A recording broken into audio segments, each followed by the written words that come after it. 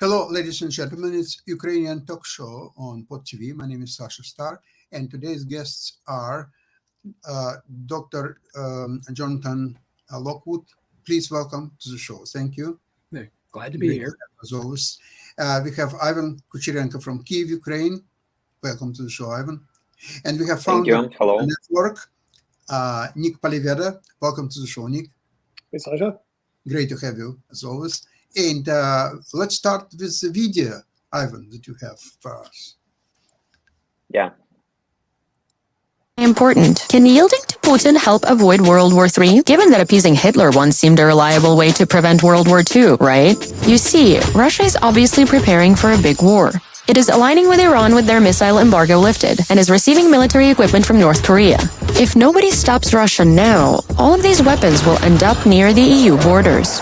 Russian politicians and propagandists have already threatened Poland, Romania, the Baltic states, Finland, Britain, the United States, and other countries. It seems that Russia may have plans not only for Ukrainian territories. What pattern of action do you think Russia chooses in those territories? We'd bet on terror. 107,000 recorded war crimes, including mass graves. Give us the hint. Occupying 20% of Ukraine, Russia has kidnapped more than 19,000 children. The rest were forced into Russian education, aiming to erase their ethnicity and Russify as many as possible. So World War III prevention clearly hinges on defeating Russia, which is exactly what Ukraine is busy doing.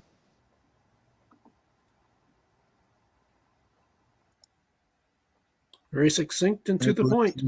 Yeah. Well, Russia. It's so interesting that through all the 1,000 years of its history, it was always fighting. It was always found reasons to war, whether it could be Germany or Sweden or Tatars, Mongols, and now Ukrainians, just name it. It was always war and war and war. And what's today Russia supplying to the world? What is Russian product? Well, can you buy anywhere Russian mobile phone or a television set or car or just a dishwasher or just anything made in Russia? There is no such thing. The only thing what are made in Russia, weapons, death, prostitution, and corruption. That's it. That's all Russian products. And also the rest. Yes. Also hate and xenophobia, because their Yeah. level in Russia is just so high. And as for the weapons, actually, I've read a recent military intelligence report from Ukrainian intelligence, and not only from them. I think that it was also published in Washington Post, I think, or something like that, that Russia is asking countries which they've sold weapons previously during previous years, like Egypt, Brazil, some kind of other countries, to give them their weapons back. They don't have, even with support from Iran, from North Korea, they don't have enough weapons to fight in Ukraine. So it's quite a nice business to buy weapons from Russia and then to sell them with something bigger price, to sell them their weapons back. So it's a new business model which Putin invented. So. What's unclear whether Russia is going to pay cash on delivery or they will just have more debts on their books. It's interesting how it works, but that's a secondary question. I don't care much about that. The fact is that obviously Russia is, especially we know for sure that it's involved in what's happening now in Israel, what can happen, hopefully it will not, in Taiwan and China affairs, and North Korea versus South Korea, and many other points. Russia is behind everything. Their goal is to destabilize the world as we know it, to make United States and the West overextended, taking care of one conflict and another conflict, and yet new conflict and here and there. This is their strategy. See, it comes from very, I would say, a real complex of Russian doctrine that as the Soviet Union, it was sort of equal bloc, or at least perceived as an equal bloc to NATO. So here is NATO, here is a Warsaw Pact. And Russia, of course, was at the head of the Warsaw Pact. Now, the Soviet Union, unlike today's Russia, it was country well populated, about something, I don't remember correctly, but well over 250 million people, thanks to Central Asia countries, all the stans, Uzbekistan, Kyrgyzstan, and many others. So it has a viable economic model because, according to many Western economists, in order to survive as the independent entity, the country or the bloc must have at least 300,000 population and preferably more. So today, obviously, United States fits it, European Union, China, to some extent, India. Okay, there is no one else who can produce 300 million strong base, economic base that could make a country self-sufficient. So today, Russia, with its 140 million people, is not sufficient to exist as a single entity, even from economic terms. So even if there wouldn't be a war with Ukraine, it's still not viable economically, especially as they're so much backwards in all respects. So the war, whether it's Ukraine or anybody else, this is the only way for Russia to exist. If it wouldn't be Ukraine, Hey, Sasha, really quickly. excuse me, what's up? What did you say?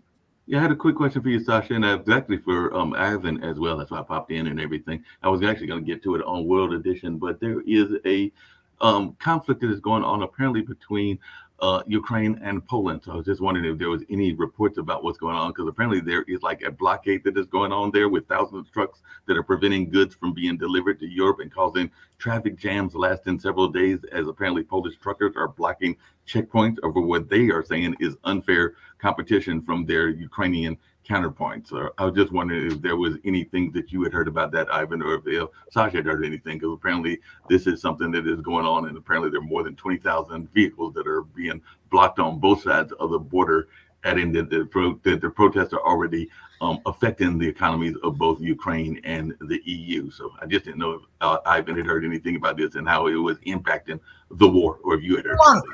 Tell me, please, is this a serious Sure. issue so you would interrupt me when I'm a host of the program? You sneaked in and you interrupted me. Are you serious or what? This calls for a flogging.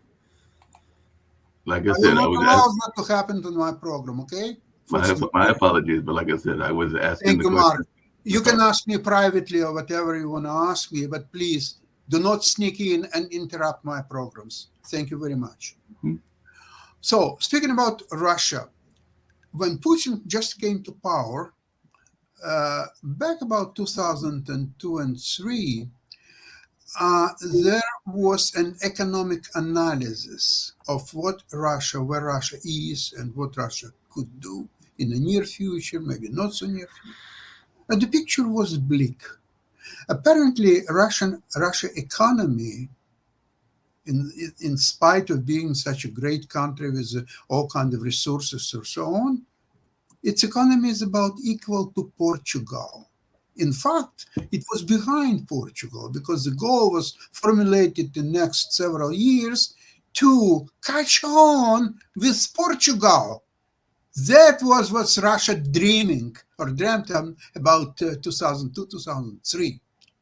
So it was obvious that by so-called natural expansion, a harmonic development of its economy and so on, Russia will be at the best second-rate economic power until the rest of the century, 21st century at that, okay?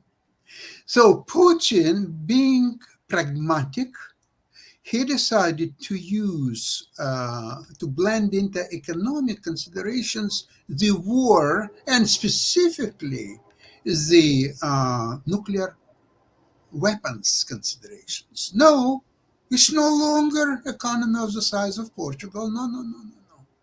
Portugal doesn't have nuclear weapons, right? And Russia has. So that elevates Russian economy from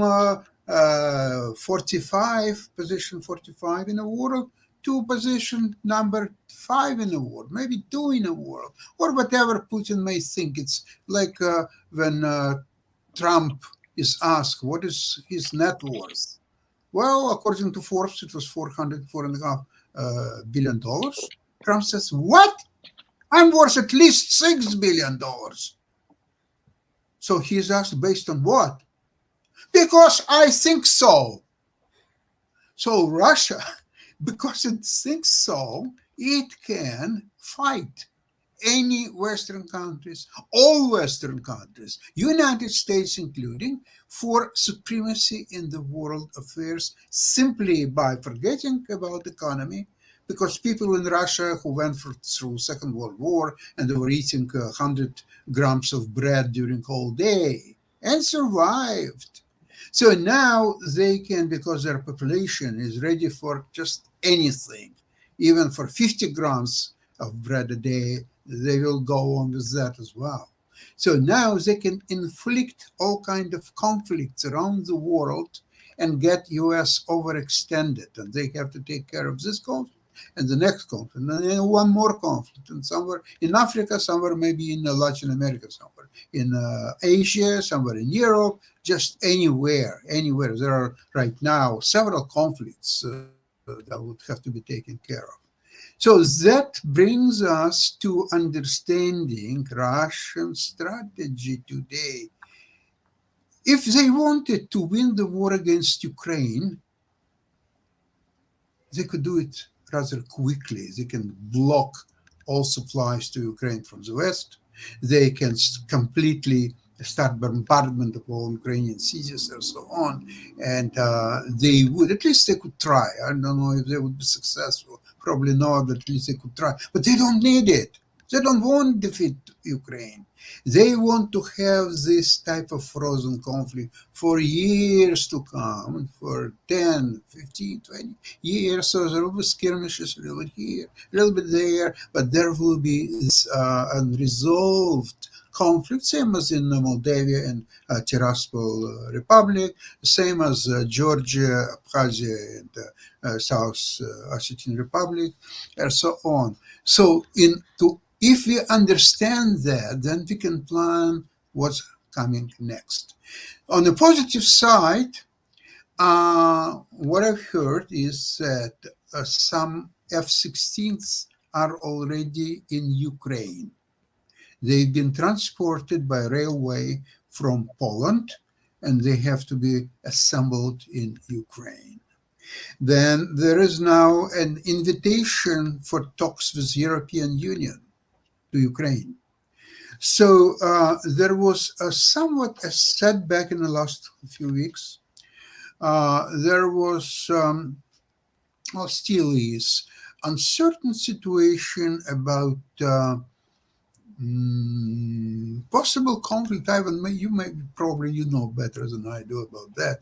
I'm trying to dig into it, but there are a lot of controversial information about possible fallout between Zelensky and his office and Zelensky, and the killing of Zelensky's friend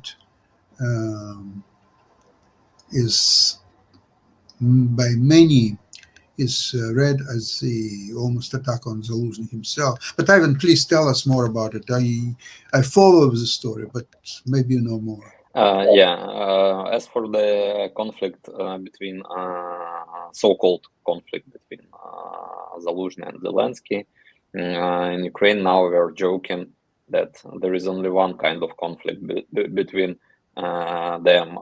What is a goal for the major Ukrainian attack? Zelensky is for Sevastopol and Zelensky is for Kerch. So they're just are conflicting so-called about this. Ivan, I hope we agree on one thing, that this bridge has to go. I hope they will choose both variants, and it will be okay. This narrative about conflict between them is pretty old. First, Russian propaganda started to throw it into Ukrainian media, not only Ukrainian, but also the world media last year, because it's one of pillars of their propagandic and hybrid war tactics to divide the heads of the counterparty and to divide the society, and this will allow them to achieve their goals both in politician side and on the military side. Because if Ukrainian soldiers, defenders of Ukraine, will consider that there is some kind of conflict between the president and the chief commander, then it will decrease their morale and so on. There are several interceptions of Ukrainian defense intelligence when we've seen the very specific goals of Russian propaganda and what goals they're pursuing, and these putting this divide between in the media between the Zelensky and Zaluzhny is one of their primary goals. From the other side, when we see that some Ukrainian opinion leaders, last time we were talking about Arestovich, are helping to spread those messages, those narratives in Ukrainian media. And for instance, Yuri Shvets is helping to spread this narrative in Western media. And we know that this actually is a narrative of Russian propaganda.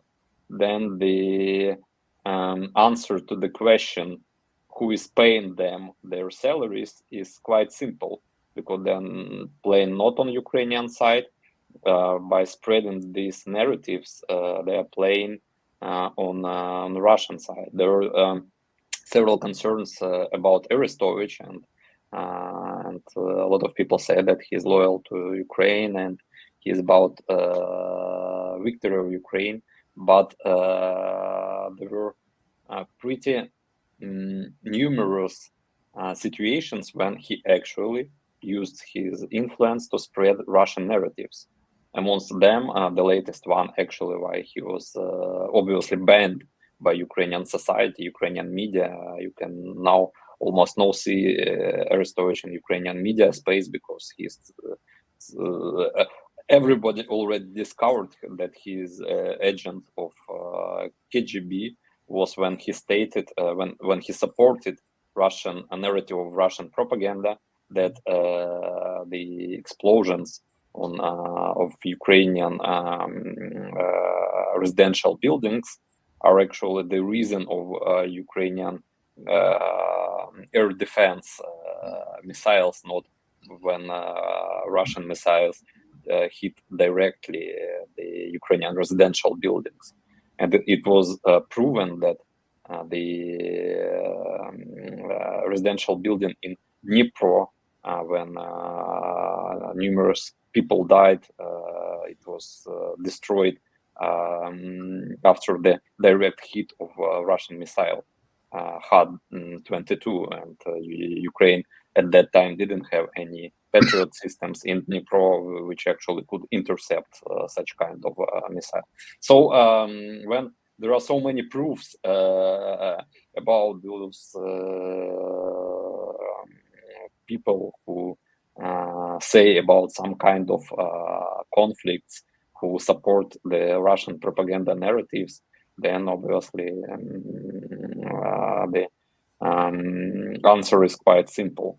But to get it, you need to ask yourself or someone else who is paying them for their work and for assisting Russian propagandic narratives.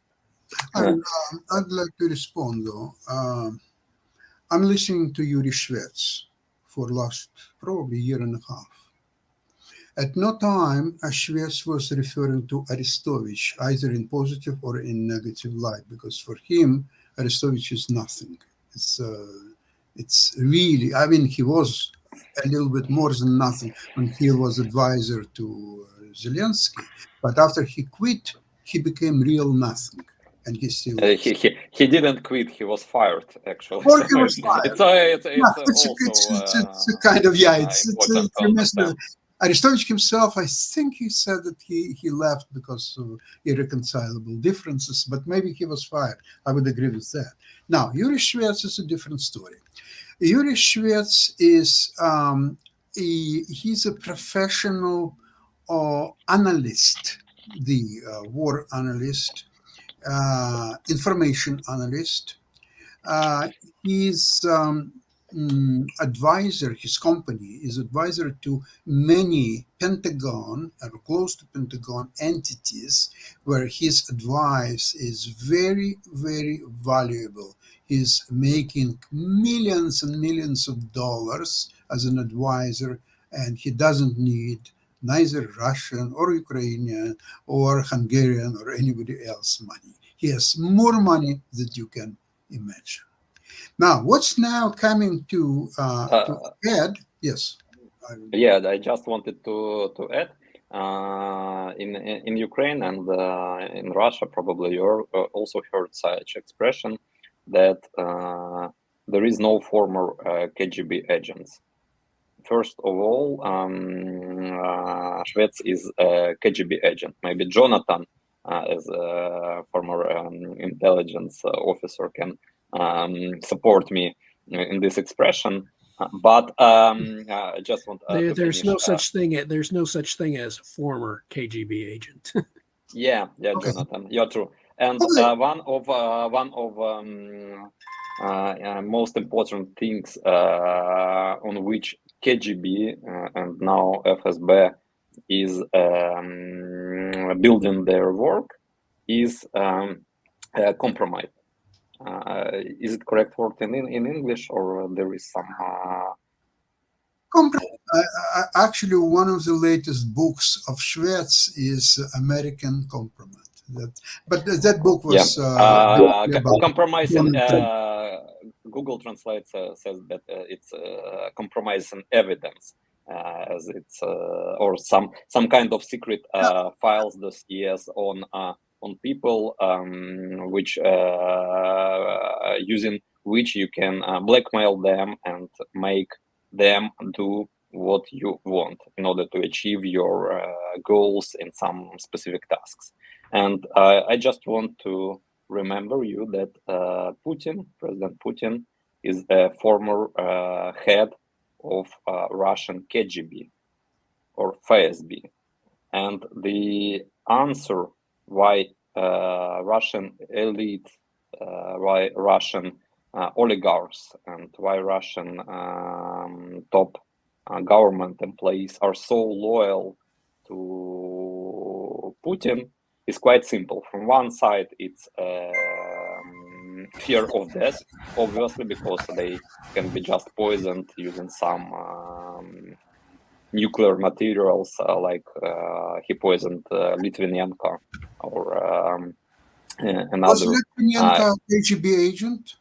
Was he? Litvinenko was a former KGB agent as well, but and he died as a KGB agent. He died as a person who tried to say truth about Putin. So he was no longer a KGB agent when he died. I don't know. I don't know what were his motives, but Litvinenko died and Shvets is still alive. So maybe Shvets is no so big enemy of Putin, because no one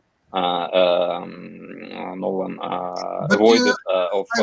You are implying that Shvets is working for Putin and KGB or FSB, right? Maybe, I don't know, but I see that Shvets actually is not as big friend of Ukraine, because he is. I disagree. I'll tell you why. No. I'll tell you why. I know everything what Shvets was saying. What Shvets was saying 9 months ago and 6 months ago about Ukrainian corruption and the money are being diverted. He was saying that many months ago, and now it all came up to the open discussion in Congress, in US government, or so on. But he was saying the same thing several months ago. So what were he wrong? Was he wrong about what was happening? And here in the West, people knew about it. When the negotiators were coming to negotiators from the West, from the United States, they were coming to Zelensky, they were meeting, they were talking on the phone. So they formulated several months ago to Zelensky how reforms and which reforms have to be done in Ukraine. So Zelensky said, yeah, that's okay, but right now we need money, we need weapons, we need this and that and that. Okay, next month. So Zelensky again coming, okay, we need so much money, we need so much weapons and so on. Now he was asked, Mr. Zelensky, what have you done in the last month of what we discussed?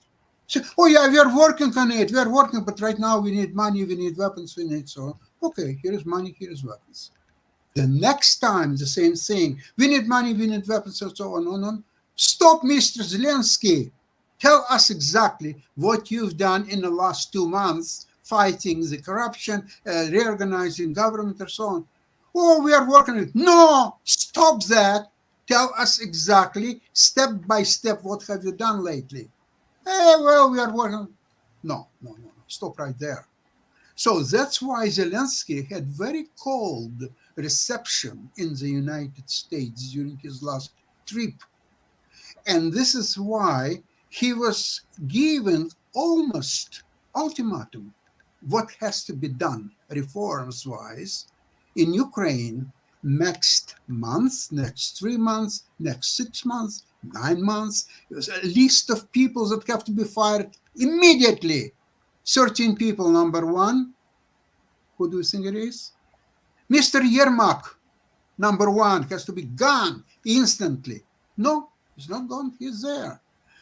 So how does Zelensky plan to hound of continuous help from the United States and the West if he is neglecting very basic things, what he was asked, and more than once, by United States, NATO, and others? Ivan, your floor. Yeah, thank you. I haven't seen any lists of people who should be fired and any claims from United States officials about that. But if Yuri Shvets is talking about that and given those so-called insights, then probably he's not a friend of Ukraine, but he's a friend of Russia. So the United States government is not a friend of Ukraine, Ivan. So sorry to say, but then the Congress of the United States is not a friend of Ukraine, because if they are saying the truth, and so is Shvets. So what makes a difference? Who is saying, Sasha? I didn't heard any claims from President Biden or from Blinken or from any other officials. Some separate senators or congressmen who were talking about that. They actually didn't give any evidence of that. But based on those claims, United States sent numerous officials to Ukraine to check how the United States military support is behaving in Ukraine. Are there any corruption, or are there any use on unplanned or some any kind of steals of Ukrainian of American military support or humanitarian support, and they didn't found any major issues when corruption. But that's true, and it was quite a few months ago. And quite recently, I'm talking about a few weeks ago, there were 2 documents published. One is a plan what Ukraine has to do in next several months to fight the corruption. And a list, it's very detailed list, it's 4 pages document, that it goes from A to B, and what has to be done in 30 days, in 90 days, in 6 months, in 12 months, and even more. And another document, a list of people who have to be fired immediately. There are two published documents. Everybody can read them elsewhere. So nobody, so in what you're saying is that either Biden or Blinken or somebody else had to disapprove these documents and saying it's not true. United States never published these documents. It's somebody else did it on his own will. But that's not the case. Jonathan, what do you think? I was waiting for that. Well, you were hiding all the time. Now I was waiting for that grenade to come my way this whole program. Nick, you're next. Yes, I got the grenade now. Okay. Now, all of your previous discussion in the first half of the program regarding Russia's perception that it is a great power, and because of its nuclear weapons arsenal, and because it therefore has the leverage it needs to undertake aggressions and so forth, all of this discussion underscores the necessity for the United States, and it's in conjunction with its NATO coordination with its NATO allies, to develop a strategy of asymmetric response designed to neutralize the main levers of Russian power as perceived by Russia itself. One, its nuclear weapons arsenal, which, as I've argued before, like as Churchill once said, the Russians respect strength. Well, in this case, if you can develop an asymmetric response that neutralizes the Russian nuclear arsenal through global ballistic missile defense, which the United States has the full capability to do if it upgrades the Space Force and does other things that are necessary. And if economically it increases its own oil and other forms of energy production in order to drop the price of oil globally, because Russia depends very much on the export of oil for much of its revenue. If you drop the price of oil, Russia suffers.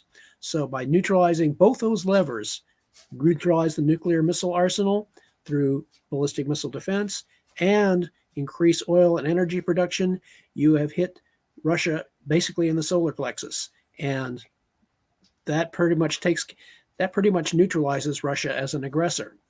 And so but the key there has to be a coherent American strategic doctrine that has a clear statement of what its strategic goals are, and the means, and what is the ultimate, what is the end state that we are striving to achieve. We do not want to be the world's policeman. We do not want to be the global hegemon. What we want to be is the global geopolitical balancer, designed to help preserve the peace and create a global environment in which all nations, if they choose to cooperate, can work towards peace and prosperity. That is the ideal. It is not a perfect solution. There never is a perfect solution. However, there are intelligent and logical ways of countering potential aggressors by looking at how they see the world and then adopting strategies designed to neutralize the sources of their own power. Mm-hmm. And that is basically the gist of the response that I've been waiting ever since you were tossing the grenade around. I said, okay, when's it coming to me? But John, you know what? I really appreciate your thoughts about this global restricting power, and I don't know why U.S. is not doing that, or maybe it does, and we just simply don't know. Well, I am not privy. Even though I'm a retired intelligence officer, that does not mean that I am privy to all sorts of information. And even if I was privy, I would not trot that out and say that and speak on it. All I can speak to you is from the basis of my own research and from my research of how other nations perceive elements of U.S. power, and what is necessary here. The U.S. in some circles may be thinking about the very things I'm talking about. I cannot confirm that. However, there are certain logical things. If I am thinking about it, there is a good chance that others are thinking about it as well. So it would behoove us to look at ways in which we can counter our opponent's strategies through asymmetric response, like a good chess player. And Nick can speak to that better than anyone else here. Yeah, this is my question actually to Nick. Nick, if Jonathan's plan is really viable, and of course it is, because imagine if that would be already implemented, U.S. could just conduct its foreign policy simply by telephone. You could call Mr. Putin and say, Mr. Putin, I'd like around 3:30, I'd like you to dance something nice like lambada and put it on the stream so we can enjoy the dance. Thank you. Oh, if you disagree with that, there will be consequences. And you are paralyzed to do anything about it because our system, which will destroy all your weapons right away. So there could be wonderful consequences if that plan is implemented. And something tells me that I think US is slowly implementing this plan. Otherwise, if not that, why Nick US needs almost $1 trillion in military budget? Well, it's because we have the money for the military budget, Sasha. And like I said, we have the largest military in the world. The top 5 countries combined don't come close to how much we spend on our military. We also have very sophisticated military, which we showed in Afghanistan. Remember, Russia invaded Afghanistan. They had their butts handed to us. We haven't had our butts handed to us since Vietnam.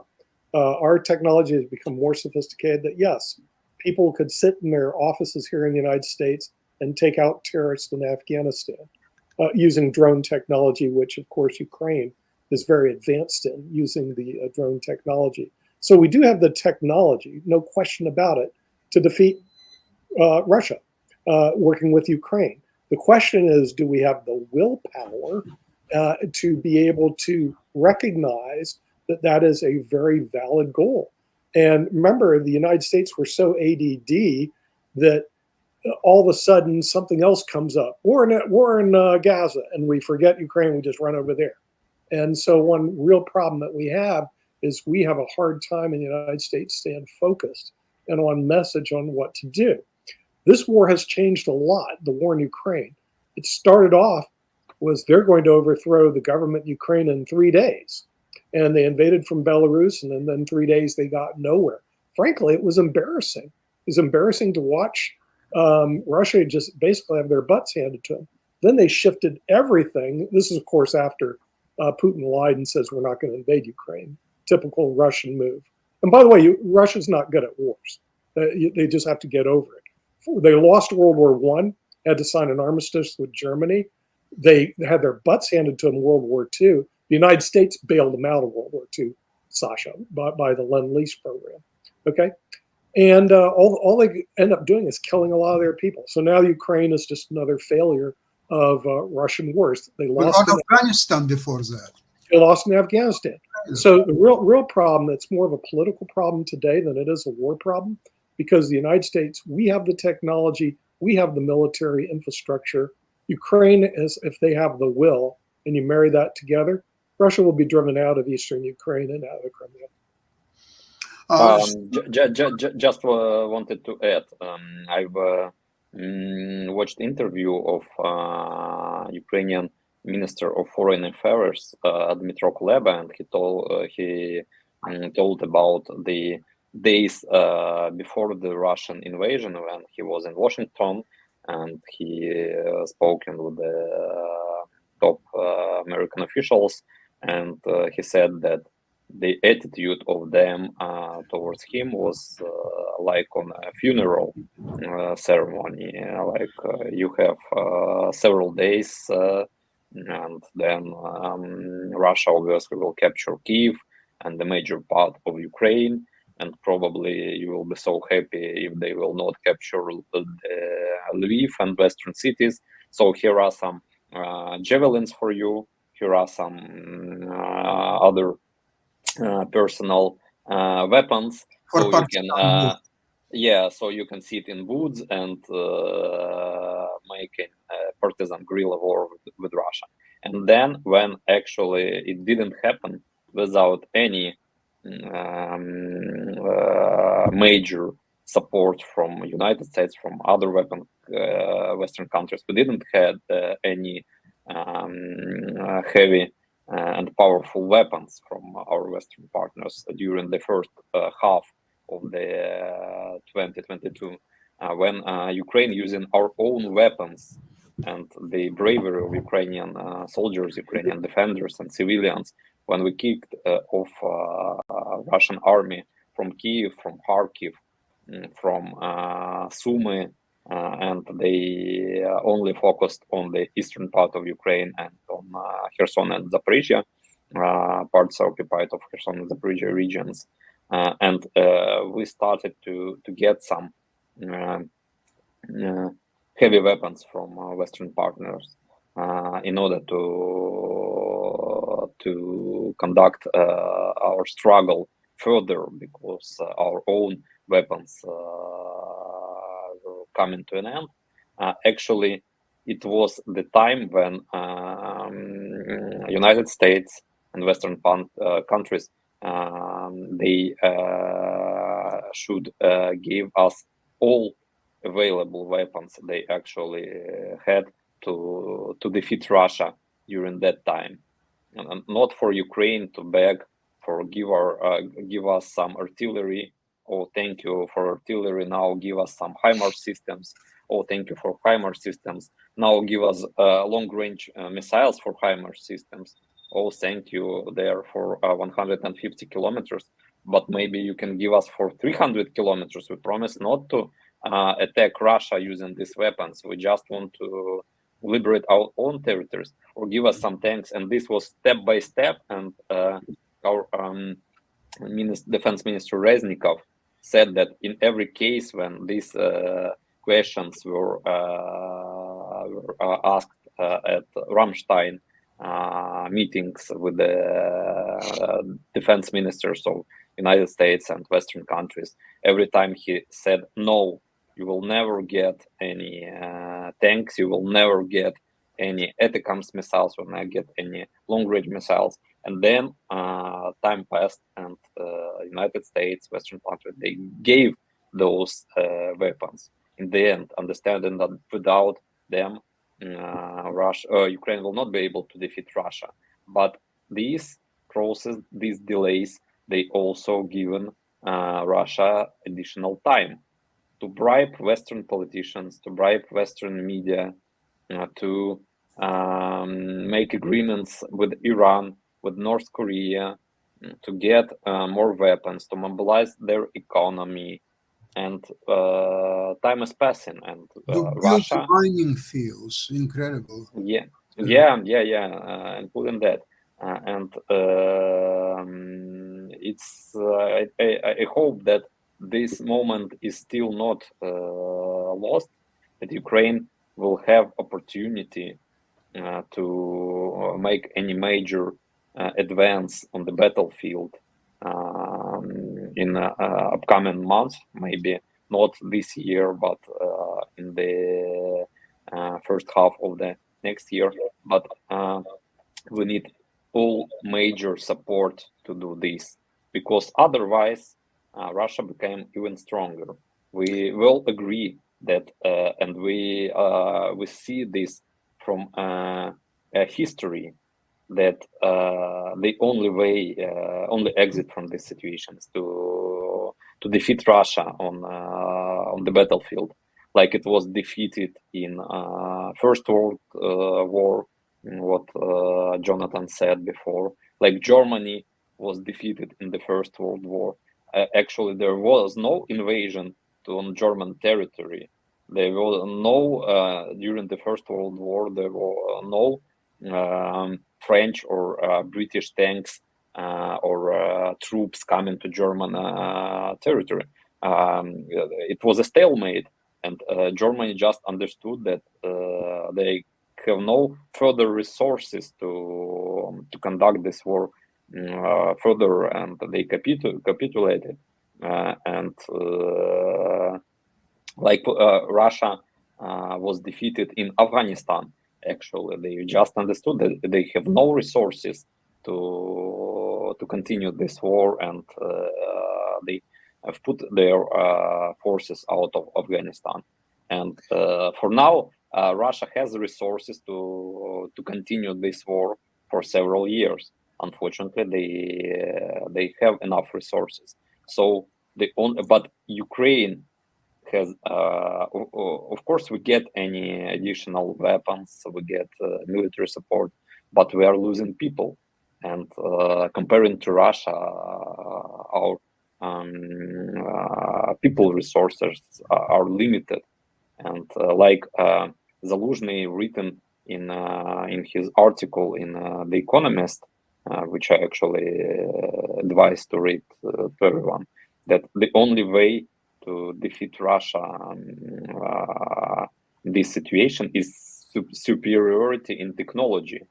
Ukraine needs more advanced weapons, and of course we are starting to produce our own advanced weapons like drones, like long-range missiles. Of course we're prohibited to use Western missiles to attack Russia. We are using our own long-range missiles, and they perform pretty good, and they're hitting targets even on Russian territory.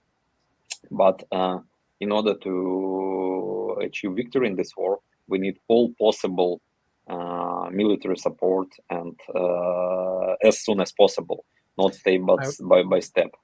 I would agree with you on that, Ivan, and I would say that the two greatest opportunities for Ukraine in the near term to achieve significant operational success against Russia are, one, the severance of the logistical and reinforcement link between Russia and Crimea. Sever that, and the Russian forces in Crimea will be isolated and subject to having to surrender if the Ukrainians then commit their operational reserves, go into Crimea, and basically defeat an isolated and cut off Russian force. And also at the same time, continue their degradation of the Russian Black Sea Fleet and force the Russian Black Sea Fleet, out of range into impotence. Those two. It's happening, yeah. And, those two are the two best opportunities that Ukraine has. Okay, before we finish today's program, I would like to mention something very important. Again, I picked it up from different sources, including Shvets, by the way. Shvets is by far the most important and well-informed forces in all this Russian-Ukrainian blogosphere, because he has incredible connection to Pentagon companies, or affiliated with Pentagon and so on. And you know what? He is not lazy. Starting 5 in the morning, going through all papers, all English papers, starting from Hong Kong papers, going through European papers and American papers, and analyzing. He doesn't read what's happening in a Broadway shows or something like this. He reads anything and only what is important for international politics, the war business, and so on. So what is he saying? And not only him, but many others. The affair, Ukraine-Russia, is a long one. It may take several months, most probably years. In that case, the new relationship is being forged between NATO, United States, and Ukraine.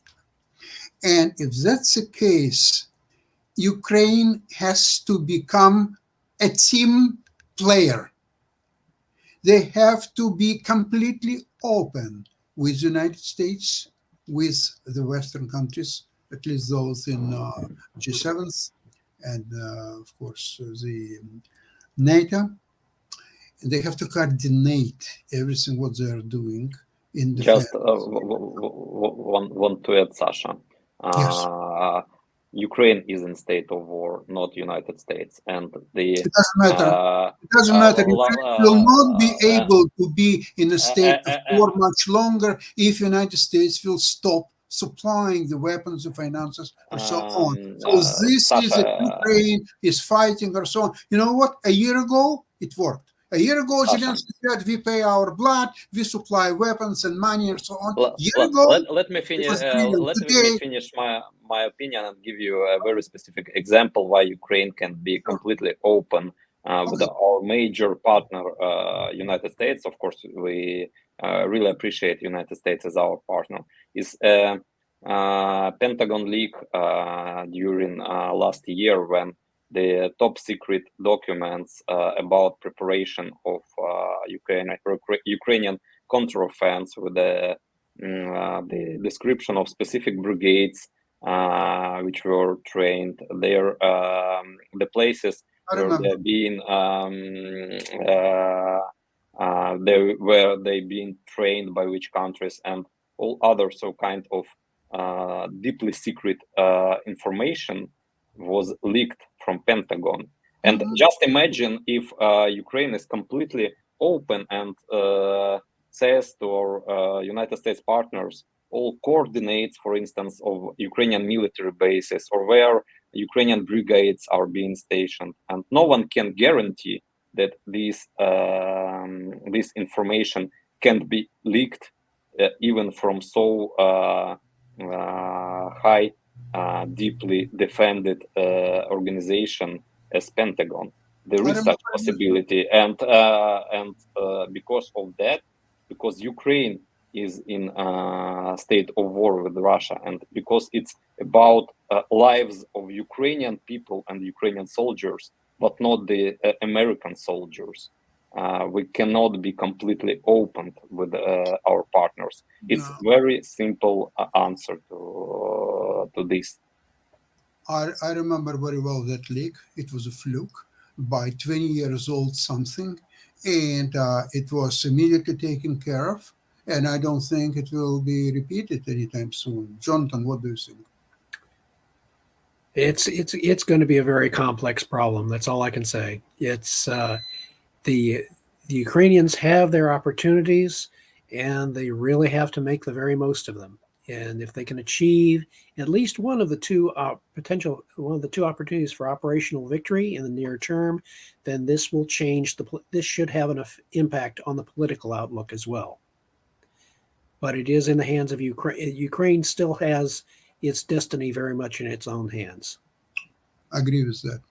Well, thank you so much for participating in today's program. It was a heated discussion, but we need spirited. We need this type of discussions instead of saying, "Oh, everything is great, everything is fine. We're going to win in 20 days, in 40 days, in 120 days, in 3 weeks, in 3 weeks, and 4 weeks, no, maybe 5 weeks." No, we don't need that. Excuse me, bullshit.